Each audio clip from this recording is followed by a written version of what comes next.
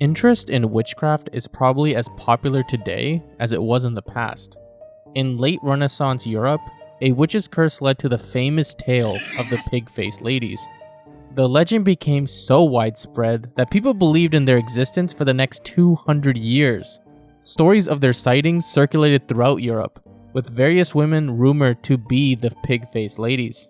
What began as a regular folklore eventually led to the pestering of innocent women and ultimately to circus acts that involved animal cruelty.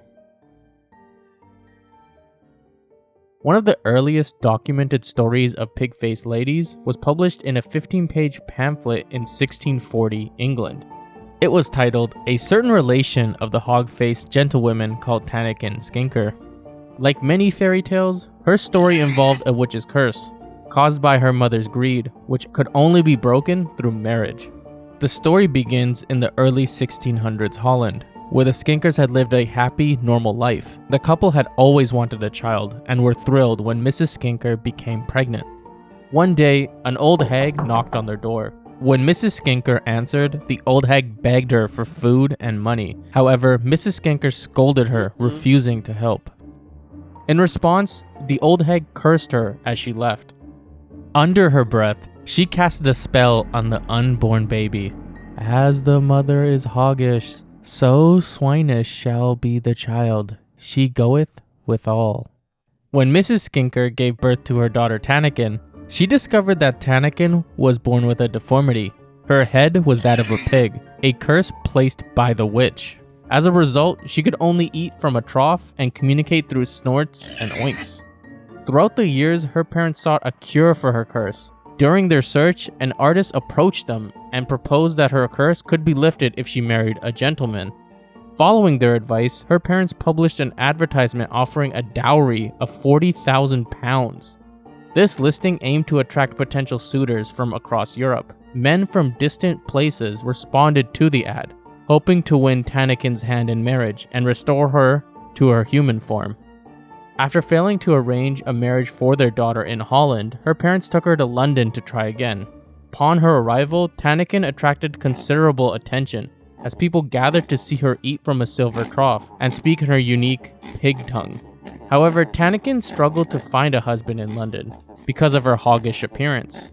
Although her existence and future may be somewhat unclear in history, she became a spectacle, sparking a frenzy in London's folklore surrounding the search for a real pig-faced woman.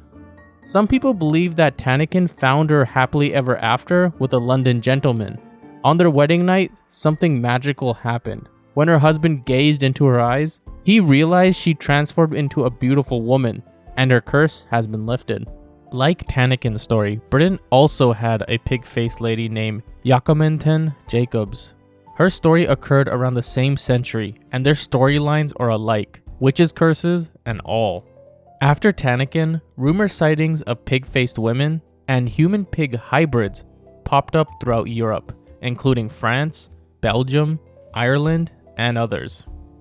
England's craze with finding real pig-faced women tarnished the life of generous and reclusive philanthropist named Griselda Steevens. Griselda, a real person, donated most of her inheritance to build a charitable hospital in Dublin. In 1733, after moving into an apartment within the hospital, she faced local rumors that she was a pig-faced woman.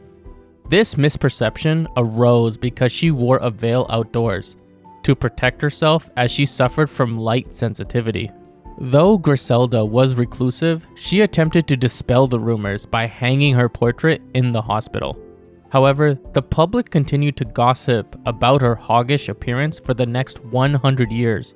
As a result, Griselda withdrew from society and passed away in 1746. In 1814, another tale about a noble woman with a pig's face captured London's attention. It was about an heiress from Ireland who lived in Manchester Square and, like other pig-faced women, communicated through grunts and ate from silver troughs. Although her attendant was generously compensated, she fled in fear and sold the story to the Times. False reports of her sightings started to flood newspaper offices. Soon, every London media outlet reported on the noble pig woman of Manchester Square as a fact. In 1815, a morning newspaper published an advertisement from a young man proposing marriage to the noble pig-faced woman. The Times dismissed the rumors, declaring anyone who believed the tales to be a fool. Consequently, the high society ceased to believe in the tales, but the legend persisted among the general public.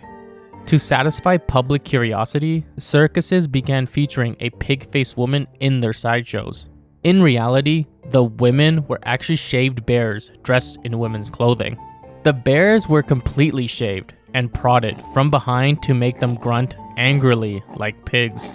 Fortunately, over time, both the legend and the shows faded from public interest. The most recent references to pig-faced ladies can be found in Charles Dickens's writings from 1861 and the Ghost Hunter book published in 1924. Although this legend is now largely forgotten, it is interesting that people believed in this folklore for more than 200 years. Before we conclude this video, I really do want to express my appreciation for all of your support.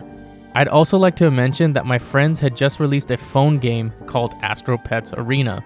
If you have an iPhone or an iPad, you can download this game through Apple's App Store.